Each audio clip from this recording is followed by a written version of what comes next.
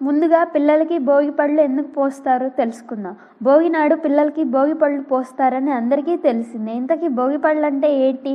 అలా ఎందుకు పోస్తారు అంటే, పూర్వం బద్రికావనంలో నారాయణులు తపస్సు చేసుకుంటూ ఉంటారు. ఆ సమయంలో వాళ్ళకి ఆకలి వేస్తుందట. అప్పుడు సమీపంలోని రేగి చెట్టు దగ్గరికి వెళ్ళి పండ్లను కోసుకొని తిన్నారట. అందుకే బద్రీ ఫలం శ్రేష్టమైనది అని అందరూ చెప్తారు. అంతేకాకుండా ఇవి సూర్యుడికి కూడా ఇష్టమైన ఫలం. సూర్యుడి రంగు, రూపం ఉన్న ఈ పండ్లను పిల్లలు తలపై పోస్తే ఆరోగ్య ప్రదాత అయిన సూర్యుడి ఆశీర్వాదం లభిస్తుందని నమ్మకం. ఇక వైద్యపరంగా చూస్తే ఆయుర్వేదంలో రేగి పళ్ళకి ఎంతో ప్రాధాన్యం ఉంది. ఇవి నేత్ర సంబంధిత జీర్ణ సమస్యలను నివారిస్తాయి. అందుకే భోగినాడు 5 ఏళ్లలోపు పిల్లలకు తలపై రేగిపళ్ళు, చిల్లర నాణ్యాలు, పువ్వులు, పచ్చిపప్పు, చెరుకు ముక్కలు అన్నీ కలిపి పోస్తారు. అలా చేస్తే వాళ్ళు దీర్ఘాయుషులు అవుతారని విశ్వాసం.